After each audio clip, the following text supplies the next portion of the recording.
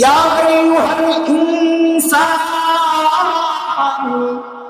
মা গররাকা বিরাব্বিকাল কারীম।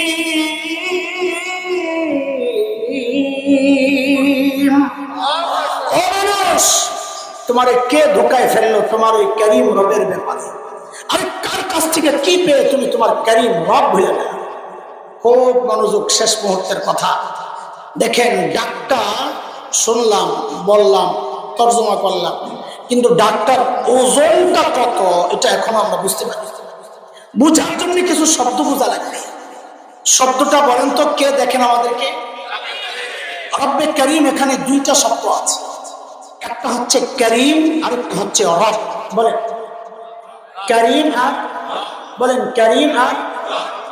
আরবিতে করিম বলে ওই দাতাকে যিনি না চাইতেই দেন, তাকে কি বলে? কি বলে? এই চোখ চায়া পাইছি না চায়? কান, হাত পাও, শরীরের কোন অঙ্গটা চায়া পাইছি বলেন তো? হ্যাঁ হ্যাঁ, সব না চায়া যিনি দিছেন তাকে কি বলে?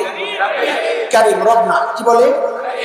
দেওয়ার পর আবার এগুলোকে লালন পালন করেছেন, বাড়িয়েছেন, পরিচর্যা করেছেন, সংরক্ষণ করেছেন, নিরাপত্তা দিয়েছেন, যিনি তাকে বলে রব।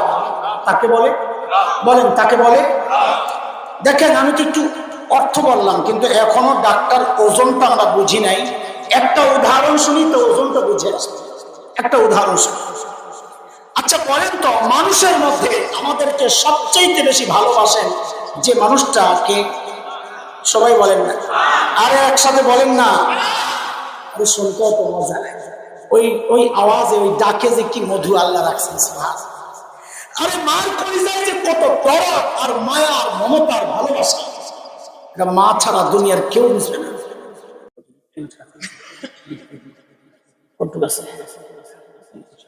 আচ্ছা, আজকে সাথে আল্লাহ বলেন ওয়ালা ইউবদিনা যিনাতাহুন্না, মেয়েরা যেন তাদের সৌন্দর্য প্রকাশ না করে।